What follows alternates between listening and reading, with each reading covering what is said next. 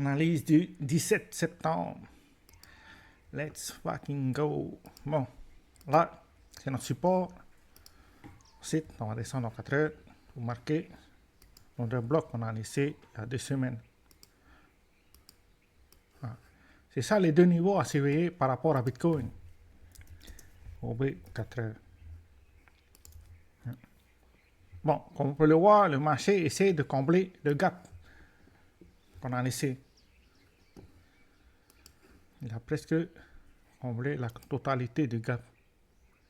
Bon, il reste encore un peu, mais toujours surveiller ce gap-là. Et les probabilités qu'on vient de combler ce gap, ça, c'est notre pivot. Voilà.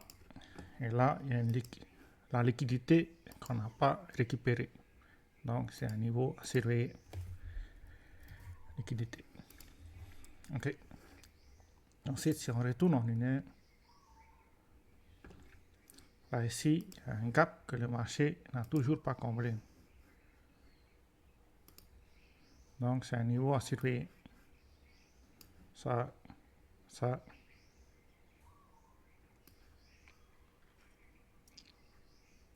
Ah.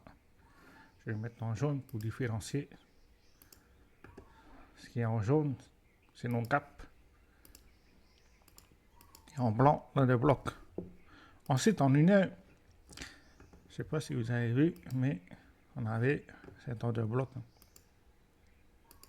Donc, c'est à surveiller. Au bout d'une heure. C'est ça à peu près les niveaux liquidité et gap à surveiller avec les ordres de bloc par rapport à Bitcoin. Maintenant, on va pouvoir commencer à dessiner les chemins probables.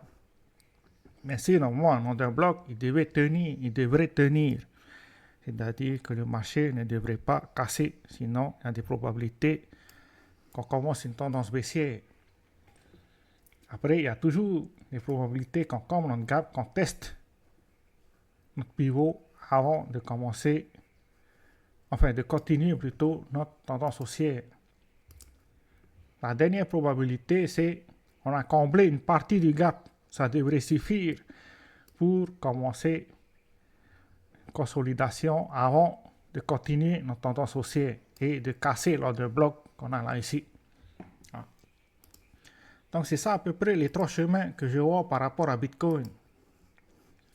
Maintenant, ce qui est intéressant, c'est que demain, il faut se rappeler qu'à 8h, entre 8h et 8h30, il y a Jérôme Powell qui parle par rapport au taux d'intérêt, c'est-à-dire qu'il va baisser entre 0,25 points et 0,75 points. Alors, on n'a pas encore les chiffres exacts, c'est demain qu'on aura. Ça, il risque d'y avoir de la volatilité sur le marché, que ce soit à la hausse ou à la baisse par rapport à cette nouvelle. Donc, il y a des probabilités d'avoir des trades demain par rapport à ça. Après, pour ceux qui sont en swing trading, le marché commence à être intéressant. C'est-à-dire qu'on a des creux plus hauts que les creux précédents et des sommets plus hauts que les sommets précédents. Voilà. C'est la description d'une structure haussière.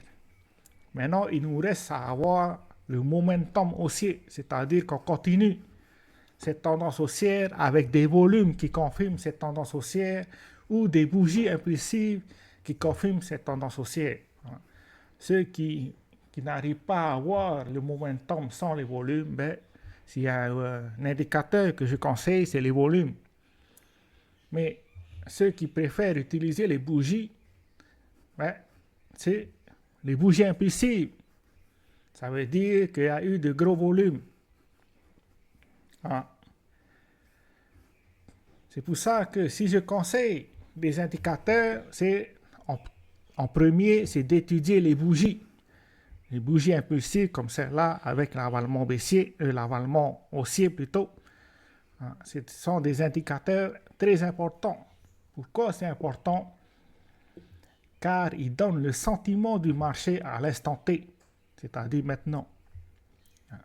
Si vous comparez par rapport aux autres indicateurs, les bougies vous donnent le sentiment du marché maintenant. Pareil comme les volumes. Donc, si vous devez rajouter un autre indicateur, c'est les volumes. Peut-être qu'on va voir ça ce week-end. Comment utiliser les volumes. Donc, si vous voulez comprendre les volumes, soyez présents ce week-end. Après, on va regarder vite fait ce qui s'est passé sur le reste du marché. Bon, ça m'étonnerait que Ethereum n'a pas changé. On n'a même pas réussi à casser ce niveau-là. Donc, au mieux ne pas toucher les altcoins. Voilà, ça doit être pareil pour... c'est pareil. Donc, que ça soit Ethereum, Solana et probablement tout le reste, au mieux ne pas toucher. C'est pareil, on n'a toujours pas cassé les 426 milliards. Donc, au mieux ne pas toucher les altcoins. Après, la bourse a presque cassé au-dessus de la résistance. Mais bon, presque. Ce n'est pas de confirmation. Voilà. Il a tenté de casser au-dessus, mais à la fin de la journée, il est revenu sous ce niveau et a clôturé à la clôture d'hier. Donc, il n'y a pas vraiment de confirmation de tendance haussière. Demain, ça doit être une journée intéressante. J'ai hâte demain. Voilà, c'est tout ce qu'on a pour aujourd'hui. Ciao, ciao.